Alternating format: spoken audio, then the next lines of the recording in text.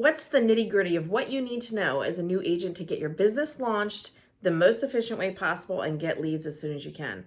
I'm going to share it with you. If you're here because you're in real estate and you want to make the most amount of money possible in the least amount of time, you're on the right channel. My name's Alisia Krastel, and I help you each week grow your business the simplest way possible. Make sure you hit the subscribe button so we can get started. In this video, we're going to talk about lead generation, CRMs, how to get business, what you need to know about being your own brand, all the things to get your business on a roll. This is the tried and true, to the point, direct with you, telling you what you need to know to get your business rolling from someone who's been in the business for 15 years and have helped coach many agents grow their businesses. Lead generation. How do you actually get clients as a new agent in real estate? First thing I want to make super clear about lead generation is that every single lead generation activity that someone is trying to get you to do will work.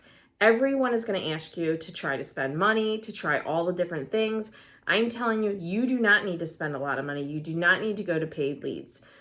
Every brokerage will agree that the most lucrative, easiest, simplest business to get is by sphere, people you know, business from people that you have met, or even people who know you through those people that you already know that you might not know yet. The key to really finding a lead generation that works for you is to figure out what you like, what your strengths are, and what you're trying to work around. For instance, if you have small kids at home and you don't have long windows of time to prospect without interruption, cold calling and door knocking is probably not going to be for you. The best way for you to figure out what lead generation is best for you is to figure out what your strengths are and then what you're trying to accomplish, and get with either an agent you know that you've seen on social media that may do a similar business that what you're thinking of doing and does things the way you like, or a team leader at your office, or your sponsor with your brokerage. They should be willing to sit down with you and really talk to you about what you're good at, what do you like, what makes sense for you, and help you through the different options, because literally the options are endless for lead generation. As a solo agent starting out, or even if you're a team, the best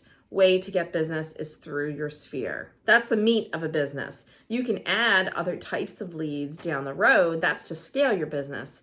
But the sphere business, the referral-based business, is really your most profitable option. I want to make sure you know the best way to get clients from your sphere is not to ask them, who do you know who's going to buy or sell in the next 60 to 90 days? You're asking for something. The best way to get referrals for them is to connect with them and then show them you know what you're talking about. When you ask right off the bat, especially when you're new, you're training your people to actually run from the conversation with you because they're afraid you're going to ask for something from them again and again and again. Which leads me to one of the most common questions I get is, what CRM is best? How much should I spend? What do I need to do with one? My answer for you right now is to do not buy one.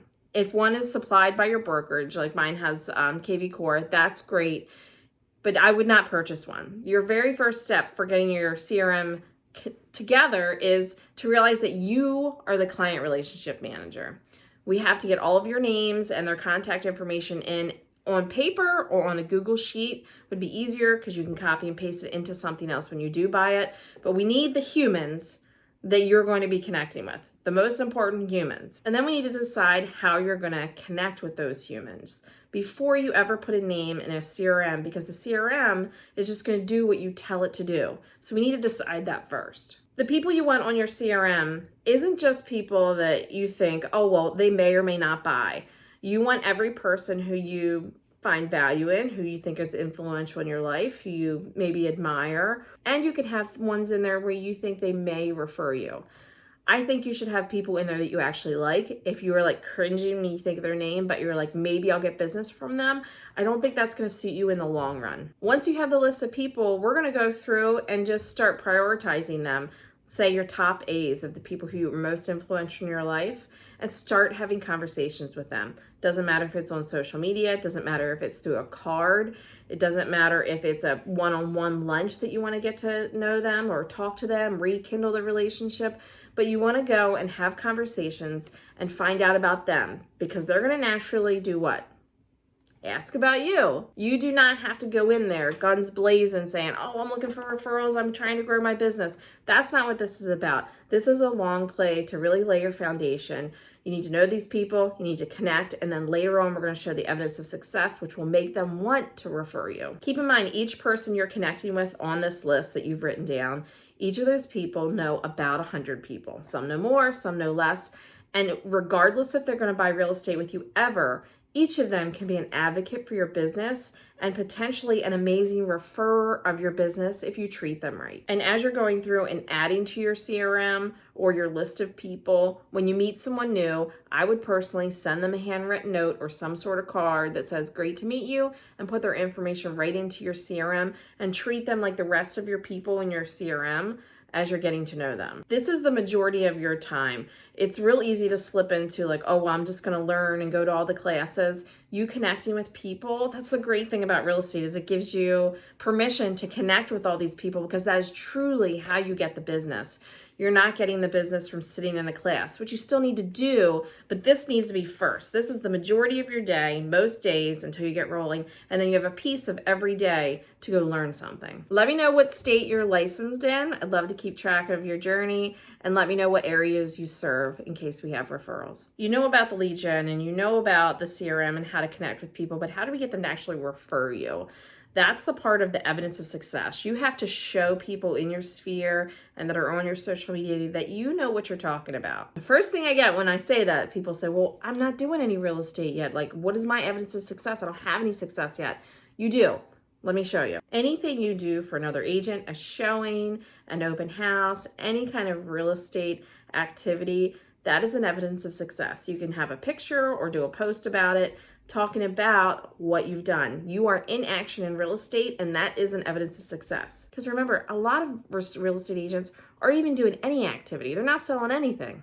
They're not doing it, going to any open houses. They're not showing any houses. So that is an evidence of success. Micro pieces of content, micro pieces of information that you can tell about your market that you're either learned in a class or that you looked up in your MLS. That looks like if you see houses in a certain price range that have had price drops, you can talk about that. If you want to pull up a map in the MLS of what's listed for what price and what area and just show the differences, you can do that. Stating fact and showing a little bit of context instead of just regurgitating what other people are saying. People love local content, especially when you break it down with context like that. And what I know all of you can do is to talk about your area. So you can talk about something like, let's say it's a water community and there's a boat ramp and you know how much it charges. You can post about that, talk about that. You're talking about your location. People are going to see you as the expert of the area. And you may have heard this in my other videos, but when you have connection and then you have evidence of success, that is where the magic happens. Because if people are connected with you and then they see you know what you're talking about, there is no one else they'd rather use. No matter how many ads this other agent uses, no matter how much they look like they know what they're doing, if they haven't connected with them, they're missing that. They're missing that tie to want to work with them. And vice versa. If you only have connection, but you don't have evidence of success, they might love you, but you're going to be friend zoned because you don't have that evidence of success. I have a video that shows you exactly ton of ideas of what to post and why it works. And I'm going to put that down below. And I'm actually going to post a video for each of the topics that we're covering on here: lead gen, CRM, everything that I do and use, so you can have a detailed out exactly how to execute all of these things. And I'll put that playlist and videos below. The next thing is to think of yourself as a brand right now. Starting today, you are a brand. Who specifically do you want to serve? What kind of real estate do you want to serve? And who are you? What are you about? And I mentioned I had videos outlining each of these steps so you can do specifically and implement all of this. In there, there's a template for figuring out your brand and your message. The reason you want to think about that right now is because any kind of thing that you can be known for, like my crab back here, anything that you can be known for will have people thinking of you when you're not around, which is giving you huge leverage, especially as a new agent. It does not have to be a logo before you get excited. It could be anything, literally. If you love hiking, post a lot about hiking. People will start putting that in your mind. If you love old cars, if you love biking, if you love crabs, people will start to know you for that. This did not start as a logo when I started, but people knew me as the crab lady just because I posted and talked a lot about it. This is going to include choosing what social media platforms, if any, that you're going to be on. You do not need to be on all of them. You can pick one or two and make sure they support each other, but really one where you really want to go all in on. And once you've identified who you're going to work with, who you are, what this branding is going to be about, and what kind of real estate you're going to do,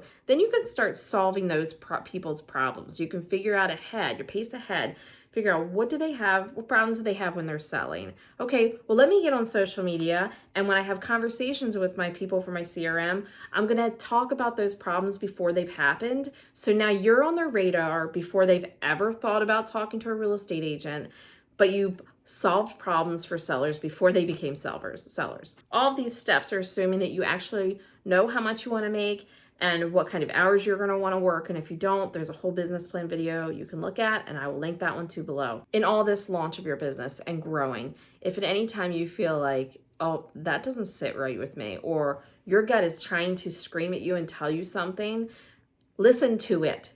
Just because you're a new agent does not mean that you don't have to trust your gut.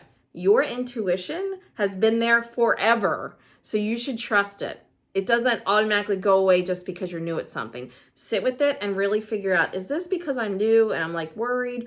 Or is this because this type of lead gen or this practice does not align with who I am?